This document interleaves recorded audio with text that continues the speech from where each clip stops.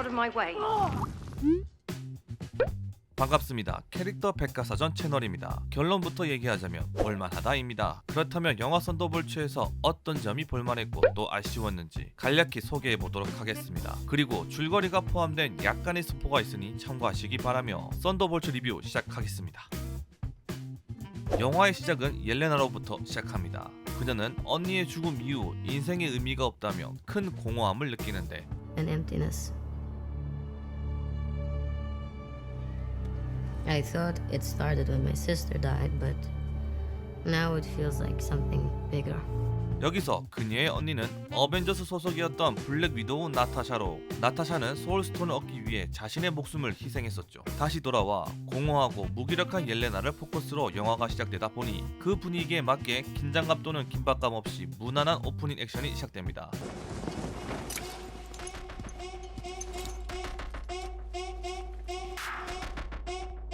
Boo.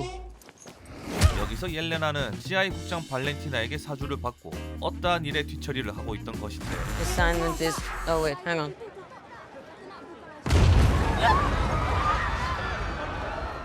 Assignment is complete. 그런 옐레나가 발렌티나를 위해 일한 시점은 정확히 알 수 없으나 영화 블랙 위도우의 쿠키 영상에서 엔드게임 이후 나타샤의 묘비를 찾아온 그녀를 발렌티나가 찾아와 다음 타겟이라며 호크아이 사진을 보여주는데, 그리고 그가 언니를 죽인 사람이라고 말합니다. 그들의 대화를 유추해 볼 때 옐레나는 이전부터 그녀에게 임무를 받아 사람들을 죽이며 발렌티나의 뒤처리를 해주고 있던 것으로 파악되는데, 아마도 언니 나타샤가 죽은 후 삶의 의미를 잃어버린 옐레나에게 발렌티나가 찾아와 그녀의 특기인 가스라이팅으로 섭외한 후 더러운 일들을 시킨 것으로 생각됩니다. 그리고 옐레나는 드라마 호크아이에 등장하여 클린트를 죽이려고 했지만 결국 언니를 죽였다는 오해를 풀게 되며 그를 죽이지 않게 됩니다. 아마 이 사건으로 인해 옐레나는 발렌티나를 불신하게 되고 자신이 하는 일에 대한 자책과 공허함이 더욱 커졌을 것으로 보입니다. Or maybe I'm just bored. 이와 비슷하게 드라마 팔콘과 윈터 솔저에서도 짭퉁 캡틴으로 조롱받는 US 에이전트를 찾아와 그를 섭외하게 되는데, 이런 식으로 섭외한 2군 안티히어로들을 발렌티나는 자신의 사리 사욕을 위해 사용하게 되죠. 일단 그녀가 섭외한 인물로 블랙 위도우, 옐레나, US 에이전트, 고스트, 태스크 마스터 등이 있지만 작중에 드러난 인물 외에도 여러 인물들이 더 있을 것으로 보입니다. 아무튼 발렌티나는 자신이 벌인 수많은 악행들이 수면 위로 드러날 위기에 처하자 불리한 증거를 모두 정리하면서 골칫거리인 옐레나를 비롯해 자신의 끈앞풀들을 처리하려고 합니다. 이렇게 영화 썬더볼츠는 발렌티나의 사주로 모인 2군 안티히어로들이 결국 그녀에게 버림받고 죽을 위기에 처하지만 그 가운데 서로 동질감을 느끼고 협업하며 썬더볼츠라는 하나의 팀으로 거듭나는데, 그 과정이 생각보다 사뭇 진지하기도 하고 의외로 감동을 주기도 합니다. 기존의 강력한 빌런에 맞서 싸우던 히어로물이 아닌 나름 진지한 분위기의 히어로 성장물 같은 느낌이 강했습니다. 물론 옐레나의 양부 레드 가디언이 진지한 분위기를 가볍게 풀어주기는 합니다. Wait, us? Yeah, you. Why, you got someplace to be? I love that guy.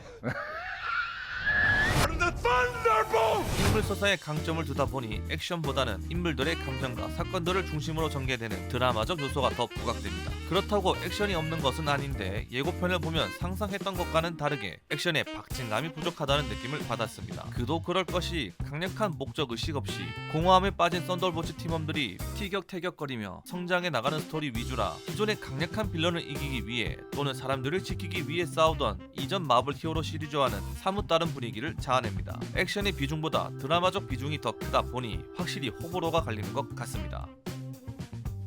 저는 개인적으로 볼만했다고 생각합니다. 좀 전에 말했듯이 인물들의 서사를 중점으로 나름 짜임새 있는 스토리가 진행이 되는데, 이 부분에서 주인공이 옐레나의 감정을 공감할 수 있었고 뭔가 2군 또는 B급 캐릭터 같은 분위기에서 1군 메인 히어로로 자리매김한다는 느낌을 받았습니다. 아무튼 마블의 새로운 간판 얼굴들이 생겨나는 것 같아 기분 좋게 관람했었네요. 이전에 새로운 인물들이 있었던 것 같은데 기억이 나질 않습니다. 아니, 기억에서 지워버렸습니다. 그러함이 또 크게 아쉬웠던 점이 있었는데 감질나는 액션이 저에게는 정말 아쉽게 느껴졌습니다. 사실 이 영화는 액션이라는 장르를 가지고 있기 때문에 많은 사람들이 B급 안티히어로들의 노빠꾸 액션을 기대하며 보신 분들이 많으실 텐데, 실상은 드라마 요소가 더 강하기 때문에 이 부분에서 크게 아쉬워하는 분들이 있으실 거란 생각이 들었습니다. 영화 흐름상 인물들과 관련된 사건들이 긴박하게 흘러가지 않기 때문에, 아니 생각보다 느긋하게 진행됩니다. 그러한 이유로 액션의 박진감이 떨어진 게 아닌가 라는 아쉬움을 느꼈습니다. 그렇다고 액션이 허접하거나 타격감이 부족한 것은 아닙니다. 썬더볼츠 팀원들의 주댕이 액션과 협동 액션은 빠르고 경쾌하게 연출되었고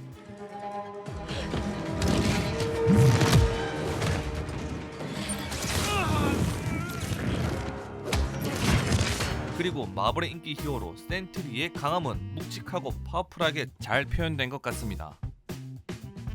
각성한 센트리와 썬더볼츠 팀원들의 대결은 생각보다 매우 인상 깊었습니다. 큰 스포라 자세히 말할 순 없지만 DC의 슈퍼맨 스펙에 다양한 기술들이 추가된 최강의 캐릭터라고 보시면 되겠습니다. 물론 원작처럼 정신적으로 불안정한 약점이 있기는 하지만 그 외 모든 능력치는 최상의 능력을 가지고 있기 때문에 이후 헐크 토로와의 만남이 기대가 되더군요. 특히나 센트리의 또 다른 자아 보이드는 검은색 연출로 뒤틀린 내면을 잘 표현하였고 보이드의 행동과 말투는 적잖은 무게감과 카리스마를 잘 나타내고 있습니다.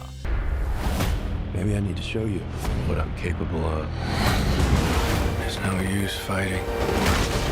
자, 영상을 마무리하면서 나름 볼만했던 영화 썬더볼츠 영화 속 쿠키 영상은 2개이며 영화 보실 분들은 꼭 마지막 쿠키 영상까지 시청해 주시기 바랍니다. 그럼 저는 더 흥미진진한 영화 드라마 스토리 영상으로 찾아뵙겠습니다. 감사합니다. 구독!